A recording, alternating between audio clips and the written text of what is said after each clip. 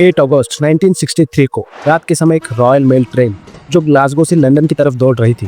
Train के अंदर था करीब करीब 2.6 मिलियन पाउंड, यानी कि आज के ज़माने में इसकी कीमत होती है 69 मिलियन, यानी करीब करीब 700 करोड़ के आसपास।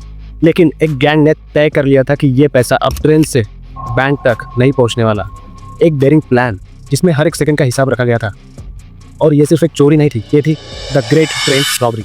रॉयल मेल ट्रेन एक स्पेशल नाइट ट्रेन थी जो ग्लासगो से लंदन तक दौड़ती थी। रात भर ये ट्रेन इम्पोर्टेंट डॉक्यूमेंट पार्सल्स लेकर जाती थी और गैंग ने ये चीज़ नोटिस की थी। हर बैंक हॉलीडेज के बाद इस ट्रेन में यूजुअल से भी ज़्यादा कैश होता था जो स्कॉटलैंड से बैंक लंदन भेजा जा रहा था। इस बार ट्रेन में 2.6 मिलियन पाउंड था जो छोटी छोटी डिनोमिनेशन में था, इसलिए ट्रैक करना मुश्किल था। चार्ली विल्सन जो फाइनेंस और बैकअप प्लान हैंडल कर रहा था, Buster Edwards, Tommy Wisbey, Bob Welch, Jim Hussey, सब क्रिमिनल्स जो बिना डरे अपना काम करने वाले थे। लेकिन सबसे इम्पोर्टेंट बंदा था अल्स्टर मैन, एक इनसाइडर जिसके पास ट्रेन की हर एक डिटेल थी। ट्रेन में कितना पैसा है, सिक्योरिटी सिस्टम कैसा है, ट्रेन के ड्राइवर्स कौन है, सब कुछ। अब बस एक परफेक्ट प्लान बनाने की देरी थी। 8 अगस्त 1963 को ब्रिगो ब्रिज लेडबर्न के पास रात के 3 बजे एक रेड सिग्नल ब्लिंक करता है। ट्रेन ड्राइवर जैक विल्स सोचता है कि कुछ इमरजेंसी है और ब्रेक्स लगा देता है। लेकिन जैसे ही वो कैबिन से नीचे उतरता है, एक आयरन का रॉड सीधा उसके सिर पर लगता है। उसका खून धीरे धीरे टपकना शुरू हो जाता है और अगले 30 सेकंड में ट्रेन के HVP यानी कि हाई वैल्यू पैकेज गैंग का कब्जा हो चुका है, जो सिर्फ 2 लोगों की कमान में होती है। अब वो 15 डेंजरस क्रिमिनल्स के कंट्रोल में थी।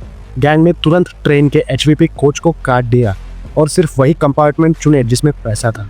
120 मेल बैग्स, हर बैग भरा हुआ था कैश से।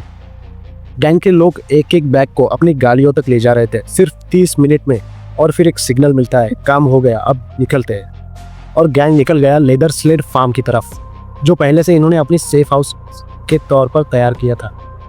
अब चलते हैं इन्वेस्टिगेशन की तरफ। पुलिस को पहले ये एक परफेक्ट क्राइम लगा, कोई फिंगरप्रिंट नहीं, कोई आंखों देखा गवाह नहीं।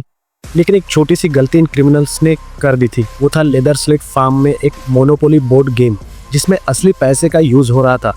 इस गेम में मिले फिंगरप्रिंट्स स्कॉटलैंड यार्ड के रिकॉर्ड से मैच हो गए और फिर एक एक करके सब पकड़े गए। ब्रूस रेनॉल्ड्स गैंग के मास्टरमाइंड, चार्ली विल्सन फाइनेंस का expert, Buster Edward, Bob Welch, Tommy Wisbey पूरे रॉबर्स, और सबको टोटल 307 साल की सज़ा सुनाई गई। लेकिन कहानी यही ख़त्म नहीं होती, क्योंकि रॉनी बिग्स जेल से भाग गए थे। वो भी 1970 में ब्राज़ील चले गए थे और वहाँ उसने प्लास्टिक सर्जरी करवा ली। इस वजह से स्कॉटलैंड यार्ड उसे कभी वापस नहीं ला पाए। ब्रूस रेनॉल्ड्स भी कई साल तक लंदन में छुपे रहे थे। 1968 में पुलिस ने उसे दोबारा पकड़ लिया। ये हिस्ट सिर्फ यूके ही नहीं, पूरी दुनिया में एक एग्जाम्पल बन चुकी थी।